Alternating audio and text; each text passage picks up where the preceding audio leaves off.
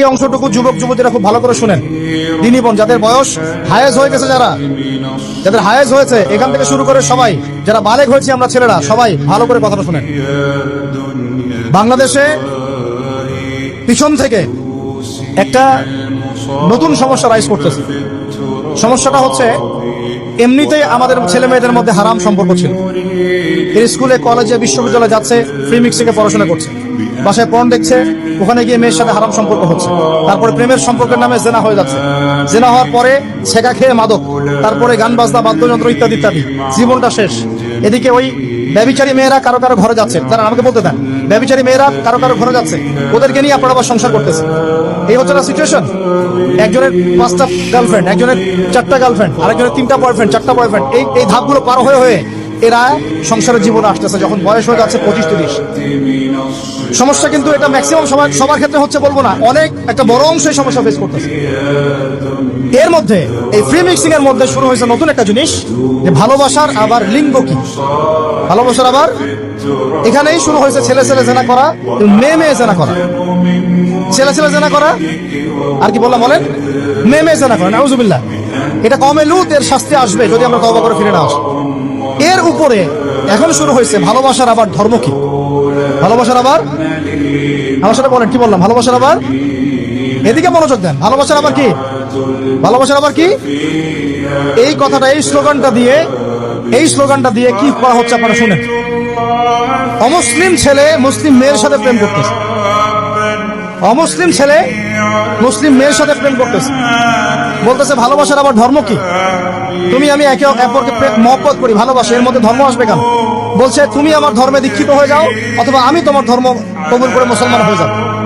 এই মিথ্যা কথাগুলো প্রলোভন দিয়ে এখানে ওখানে পার্কে নিয়ে গিয়ে চটপটি ফুচকা খাওয়ায়, কফি শপে নিয়ে গিয়ে এভাবে আস্তে আস্তে আস্তে আস্তে মেয়েদেরকে লাইনে নিয়ে আসতেছে। আনার পরে শোনেন, কথা আগে শুনেন, বুঝেন। আপনি ঠিক বললেও ঠিক, এটা না বললেও ঠিক, চলতেছে এটাই সমাজ। এখন কথা হচ্ছে, আমরা যদি আমাদের বোনদের ইজ্জতকে বাঁচাইতে চাই, এই বিষয়টা সম্পর্কে সচেতন থাকতে হবে। মেয়েদেরকে ফুসলিয়ে ফাসলিয়ে এভাবে প্রেমের জালে ফেলে শেষমেশ বেডে নিয়ে গিয়ে ধর্ষণ বা গণধর্ষণ করে মেয়ের ওই ওভারির মধ্যে ওদের বীর্যপাত করে দিয়ে ওই ছেলেটার কোনো খবর পাওয়া যায় না, লাপাত্তা হয়ে যায়। কোনো কোনো ক্ষেত্রে টাকার বিনিময়ে মেয়েদেরকে পাচার করারও অভিযোগ পাওয়া গেছে। এবং এই কাজটার নাম তারা সংঘবদ্ধভাবে দিয়েছে, এর নাম নাকি লাভ জিহাদ। নাউজুবিল্লাহ। এবং বীর দর্পে ফেসবুকে পোস্ট দিচ্ছে, আজকে অমুক মেয়ের এটা করলাম, আজকে তমুক মেয়ের এটা করলাম। ভিতর থেকে একটা চক্র কাজ করতেছে, এবং এই চক্রের কেউই মুসলিম না, এই চক্রের কেউই কিন্তু মুসলিম না। বাইরে আবার পরিচয় দিতে পারে যে আমি মুসলিম, আমার নাম অমুক, নাম পরিবর্তন করে মুসলিম মেয়েদেরকে ফুসলিয়ে ফাসলিয়ে এই জেনার ফাঁদে ফেলে ওর পিছনে কিছু টাকা খরচ করে, কিছু সময় দিয়ে ওকে প্রয়োজনে ঘুমের ওষুধ খাওয়ায়, প্রয়োজনে আবার জাদুটোনা করে, বান মারে, ওকে তাবিজ কবজ করে বিছনায় নিয়ে এসে ধর্ষণ বা গণধর্ষণ করে ওই ভিডিওগুলো দিয়ে পরে ওকে ব্ল্যাকমেইল করে, পরে ওর কাছ থেকে টাকা খাওয়া শুরু করে। কোনো কোনো ক্ষেত্রে মেয়েদেরকে পাচারও করে দিচ্ছে। আমাদের মেয়েদেরকে বলতেছি, কোনো অবস্থাতেই কোনো মুসলমান ছেলের সাথে কোনো অবৈধ সম্পর্কে যাবেন না। আর অমুসলিম হলে তো কোনো কথাই নাই। অমুসলিমের সাথে আপনার কিসের প্রেমের সম্পর্ক? একটা চট দিয়ে রাত ফেলে দেওয়া দরকার নেই। অমুসলিম ছেলের সাথে তোমার কিসের প্রেমের সম্পর্ক? পরে যখন এই ছেলেগুলো তোমাকে নিয়ে রেপ করে রাখবে, তখন তোমার আক্কেল হবে? তখন তোমাদের হুঁশ ফিরবে?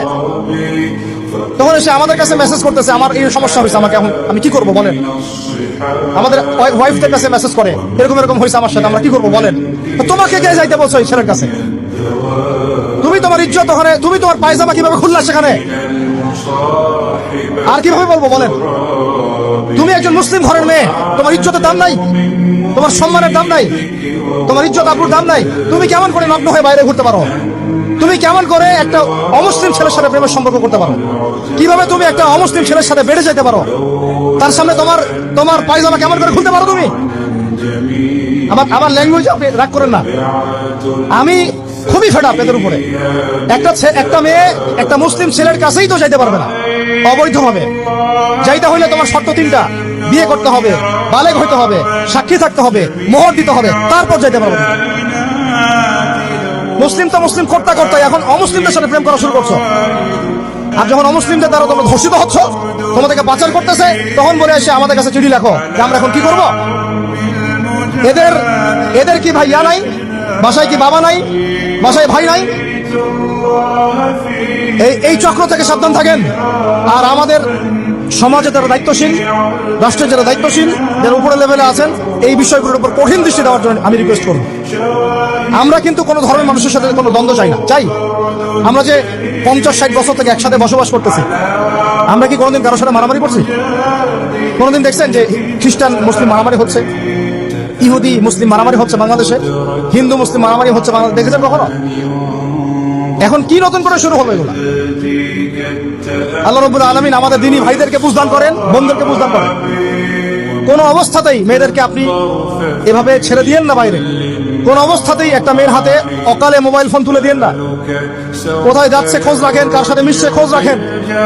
একটা বাড়ির সম্মান নষ্ট হয়ে গেলে কখনো ফিরে আসে না। একটা মেয়েকে অপহরণ করেছিল রাজা দাহির, মুসলিম মেয়েকে। সেই ইজ্জতের বদলা নেওয়ার জন্য 17 জন ঘোর সাওয়ার নিয়ে, কতজন?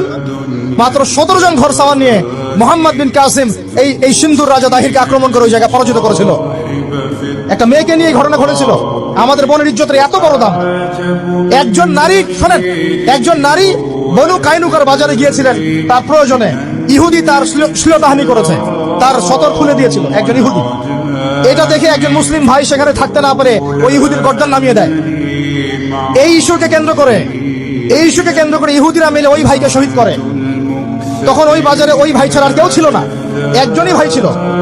এরপরে এই মামলা আসলো নবীর দরবারে সাল্লাল্লাহু আলাইহি ওয়াসাল্লাম। এটা মদিনার ঘটনা। নবী সাল্লাল্লাহু আলাইহি ওয়াসাল্লাম ওই সাহাবীকে তো দোষারোপ করেনই নাই, ওই সাহাবীকে দোষারোপ করেন নাই, বরং নিজে বর্ম পরে অন্য সাহাবীদেরকে বলেছেন তোমরা বের হও, আমরা বনু কাইনুকা আক্রমণ করবো, ওকে এখান থেকে বের করে দেবো। একজন দ্বীনি বোনের ইজ্জতের বদলা নেওয়ার জন্য পুরো বনু কাইনুকার ইহুদিদের সাথে যুদ্ধ হয়েছে। আর আমাদের বোনরা স্বেচ্ছায় ইজ্জত বিলি দিচ্ছ।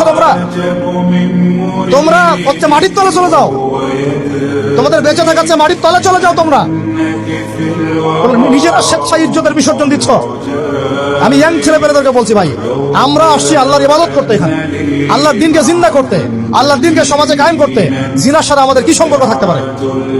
পর্নের সাথে আমার আপনার কি সম্পর্ক থাকতে পারে? আপনার আমার এরকম হারাম সম্পর্কের সাথে কি সম্পর্ক থাকতে পারে? এগুলো কোনো অবস্থাতে আমরা ধার কাছে যাবো না ইনশাআল্লাহ।